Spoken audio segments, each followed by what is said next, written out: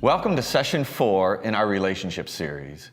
We will probably say this every session, but this entire series is about learning how your head and your heart can really work together. And this RAM captures both the head and the heart and helps you to visualize how you're getting to know a partner, along with how you're developing your levels of trust, reliance, commitment, and how far you've gone in your physical touch. You see, keeping a good pace in these areas is how you guard your heart while using your head. Yeah, so we've also explained that there's a logical sequence on this RAM chart for building a safe and healthy relationship. We called it the safe zone rule, and it is really, pretty intuitive. So what you know should set the ceiling for how much you trust, and your trust should tell you how much you can safely depend on someone. And these areas set the pace for your commitment and your physical involvement. Now, up to this point, we have really only focused on the details of the first bond of a relationship, so what you get to know about someone. So under the know, I want you to imagine a drop-down box with the acronym FACES. These are the 5 major areas to explore about a potential partner. Yeah, and don't forget, you can also use these areas to take a close look in the mirror. So F stands for family background, and we looked at 3 major ways that we are shaped by our family growing up experiences.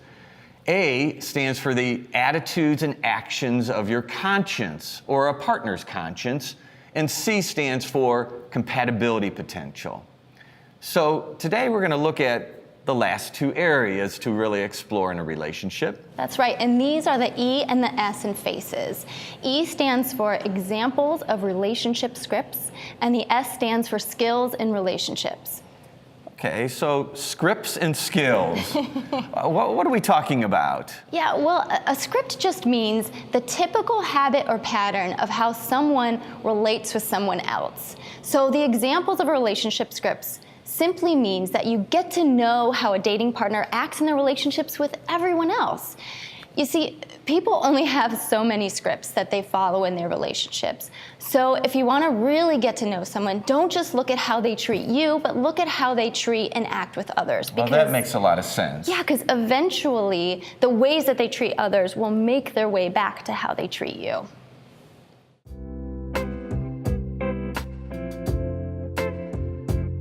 I was on a date, a beautiful young lady. We were having a great time, and then she came to order dinner and just kind of almost abused the server, which I really felt embarrassed for the server and for our situation we were trying to create there. And that was a big turnoff, and we never had a second date. So to me, showing respect to people, family, property, how you take care of yourself, how you treat other people, that's huge, because if you can see those chinks in the armor on a first date or first few conversations, it's only going to get worse in time.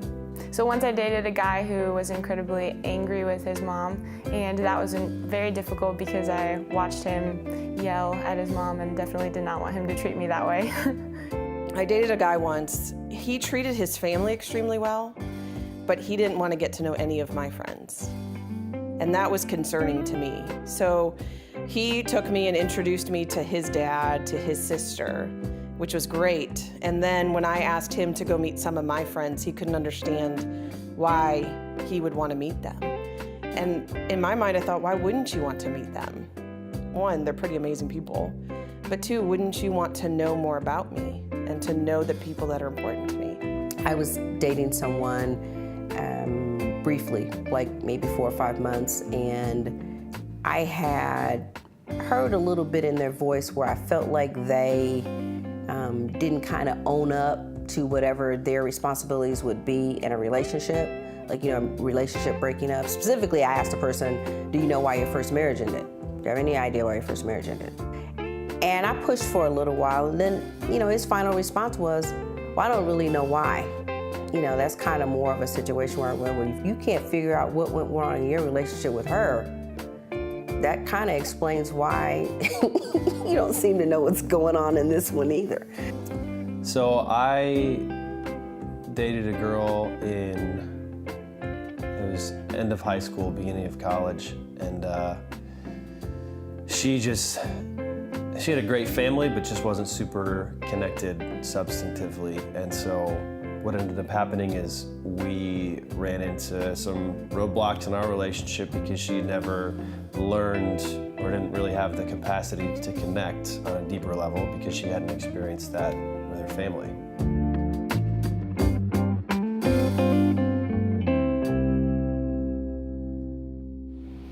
I know that I've experienced the same principle. You know, before I met your mom in college, probably for about 5 or 6 weeks, I just was watching her. I was really shy at that time, too shy to approach her. So I know it sounds a little creepy, but I kind of stayed in the shadows and watched her, and I just so much liked how she related to everyone she came in contact with. I mean, I think it was one of her most attractive qualities other than her great looks.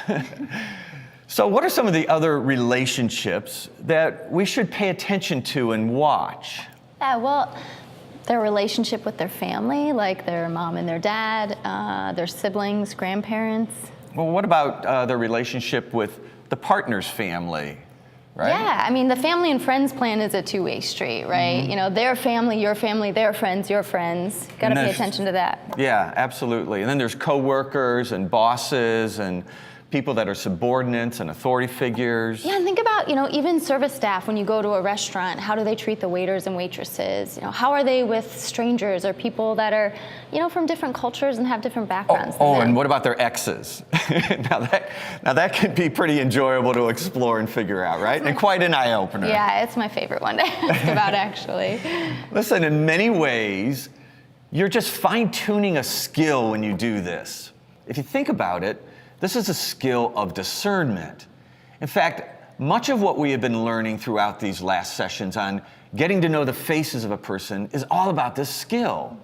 How to discern a partner's conscience, their openness to change, and now their relationship styles and scripts. Yeah, you know? so basically, you watch how a partner acts in one of these other relationships, and then you draw some conclusions, and then you check out the likelihood that they will act similarly in their relationship with you. I have another story about your mom. You know, when we first started dating in college, she worked at a convenience store, Wawa's. Well, I walked in, it was downtown Philadelphia, it was a Bible college, and I walked in and was chatting with her. It was in the dead of winter. In fact, in the 1977, there was this huge storm, and it shut down the entire city. Well, this homeless person was standing there, and he walked over to the meat counter where she was working, and she just, while talking to me, cut a couple slices of meat and handed it to him, and he took it and walked out. Well, being a little bit of the moral enforcer in Bible college, I said, are you allowed to do that? And she said something that really struck me. She said, you know, I asked the manager if I could be allowed to do that, and he said, of course, what a wonderful idea. He goes, you know, I've managed this Wawa's for 20 years, and never has any employee ever asked me to give something like that to any of the homeless that come in to warm themselves or just to get a cup of coffee. Well, what do you think I learned about your mom when I saw her treat that person with so much compassion? Yeah, you know, you learn that she's got a heart for others, and especially those who are in need. You know, we've been married now for almost 40 years, and is that still true about her? It's so true about her. It's so true. You recently just moved into a new neighborhood, and I think within the first 30 days, she had, you know, made cookies for one neighbor, soup for 2 other sick neighbors, and so Yes. she just is always taking care of people. You know, in some ways, discernment is like playing detective. So let's be clear, discernment is not playing judge and jury. It doesn't mean that you're being judgmental.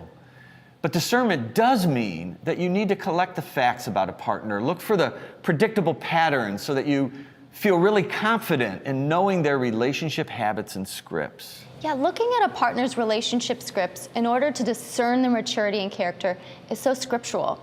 Think when the Apostle Paul was giving instructions on how to discern the quality of a person to appoint to a position of leadership in the church. The first area he told them to look at was the relationship scripts being practiced in their marriage. And then, you know, in the family, Paul writes, "For if anyone does not know how to manage his own family, how can he take care of God's church?" And then he tells Timothy to check out how a potential leader acts in all their other relationships.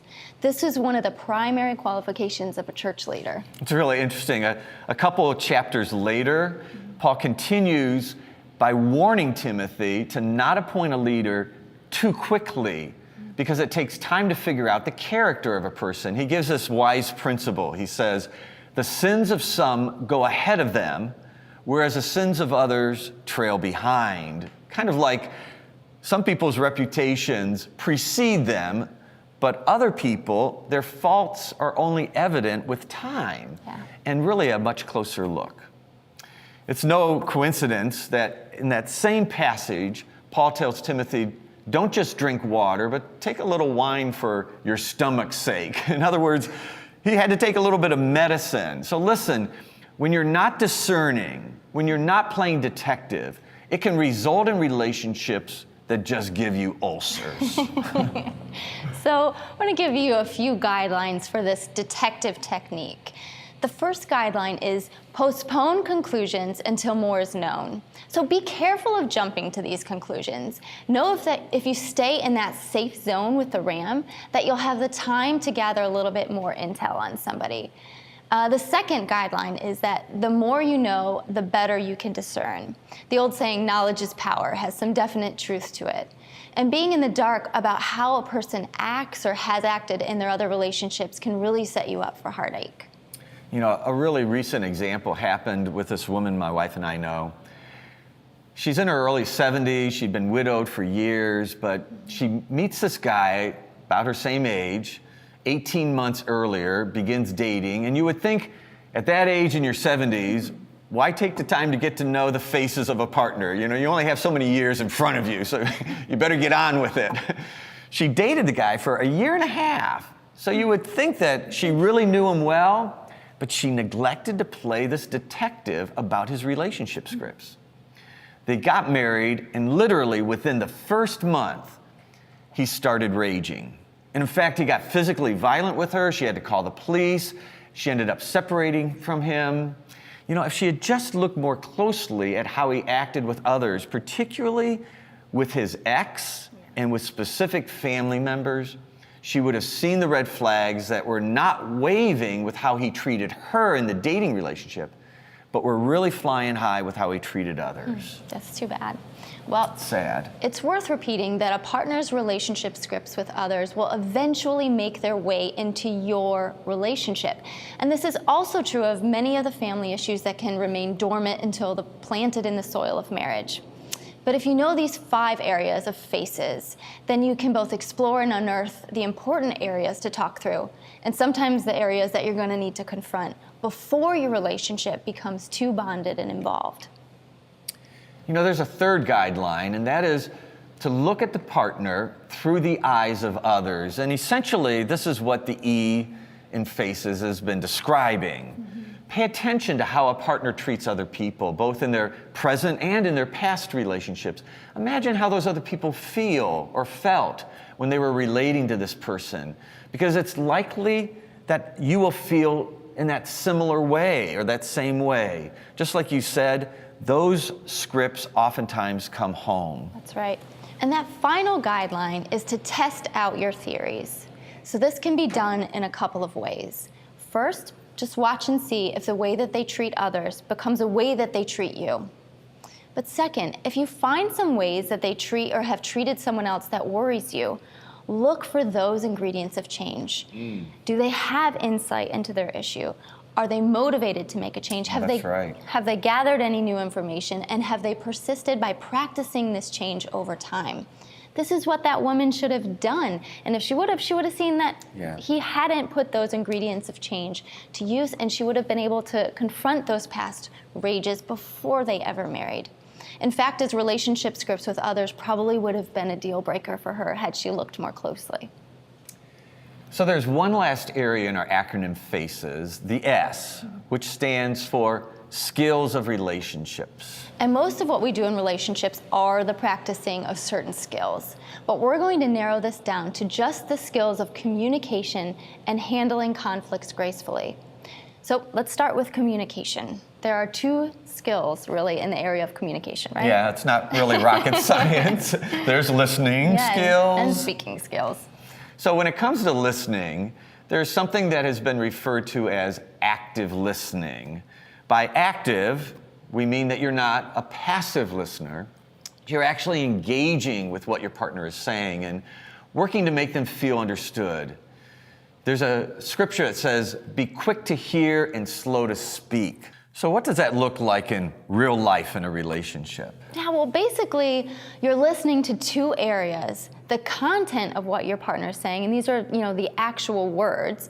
And then you're listening to the meaning and the feelings of the person who's talking. Kind of like when someone says, maybe I didn't explain that very well, but you know what I mean.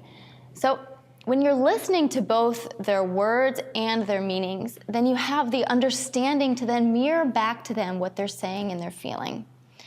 Now, if you only restate the content to someone, you're going to sound like a parrot. It sounds like you're not really getting the gist of it. So when you listen, restate the meaning and the feelings, and then you're really getting into your partner's world and helping them to feel understood. So on the flip side of communication, when it comes to how someone talks, you need to check out 3 balances. The balance between how much they talk and listen, the balance between being open and holding back, and the balance between what they say and what they actually do. So first, the balance between how much they talk and how much they listen. There's an important rhythm to look at in your relationship. A great listener who does not talk much can make you feel really good for a while, but at some point, you begin to feel like you don't really know them very well, and you would like them to open up and talk more. And on the opposite side, if you date someone who is really open, but not necessarily a great listener, then you eventually start to feel kind of invisible, Yeah, exactly. Well, the second balance is how you pace your openness. Some people are just, TMI. They're telling you everything all at once. And this can happen in the ways that they talk, but even you see this a lot on social media sites and, what they choose to post. So it's risky to share too much too fast with people. So you'll want to find a good pace for opening up. And one guiding principle to this is reciprocity. So does my partner talk openly about things that I talk openly about? Make sure there's a balance between how you and a partner open up. And of course, be sure that you're talking openly about the areas of faces as your relationship develops. Okay, so the last balance is to make sure that there is this, balance between what someone is saying and what they are doing. This is often referred to as congruence. Does what I say match what I do? And, in our faith practices, we often call lack of congruence hypocrisy. Do I walk the talk? But there is also this congruence between what you say and what you feel. Yeah, like the people who smile when they're angry, right? That's right. Hey, I'm really mad at you. What? And then, there is that incongruence where you sense that something's wrong with a partner, so you check it out, Are you okay? Is something wrong? And they always say, no, I'm fine. So what do you trust? Your intuition or their words? Too much of that kind of incongruence really drives you crazy. So before we wrap this up, we need to mention another relationship skill that's so important to explore, and that's how you handle and resolve conflicts. I think we can summarize good conflict management with this statement: practice respectful assertiveness along with mutual affirmation. So respectful assertiveness means that in your relationship, you need to be able to clearly and confidently say what you think and what you want. And of course, that needs to be done in respectful ways. So partners need to take turns listening to each other's viewpoints, considering a different way of looking at an issue, or even really looking at themselves. That's where that active listening fits in, isn't it? Yeah, that's right. But, you also have to have 2 people who are explaining what they think and what they feel and what they want. So mutual assertiveness means that you're being open to your partner's perspective, as well as being able to be open with your partner about your own viewpoint. Mutual affirmation means that you genuinely listen to your partner's views. You look for their good points and incorporate them into your own perspective. So be careful of a partner who does not really affirm your viewpoint or who shuts you down in one way or another. When I was counseling couples that had difficulty handling their disagreements, one thing they all had in common was that they did not affirm the good point or points that their partner had, exactly what you're talking about. I would ask a partner, try to explain the good point your partner is making. Oftentimes, they would state it in like a short sentence, and this is after 10 minutes of explaining their own view and their own good points, right? I would say, you sounded like a defense attorney building a case when you argued your own point. So how about if you take a minute and think of your partner's good points and try to become your partner's attorney. Argue his or her case just as strongly as you did your own, and with as much emotion and conviction, and maybe as long as you did as well. These couples had never done this, and it was very difficult for them. But when they started to do it, amazingly, they built stronger sense of understanding, affirmation. Their defenses started to melt. They worked out their disagreements. And when they both did it together, they no longer had a problem working through conflict. Such an important concept. Well, be so sure to check out how you and your partner are practicing the skill of respectful assertiveness with mutual affirmation. This means that at some point you're going to have a disagreement. They better pick a fight some point, right? You got to get that over with. All right, so I want to wrap up our session by saying that we have spent some time talking about the importance of exploring how a partner acts in all their other relationships, for that will provide a preview of how they will most likely treat you. And those scripts will also help you to understand their communication skills, how they speak, how they listen, but then also how they navigate through a misunderstanding or conflict. These scripts and skills are the building blocks for your own relationship, and as you explore them, you will not only get to know your partner more deeply, you will also personally continue to grow.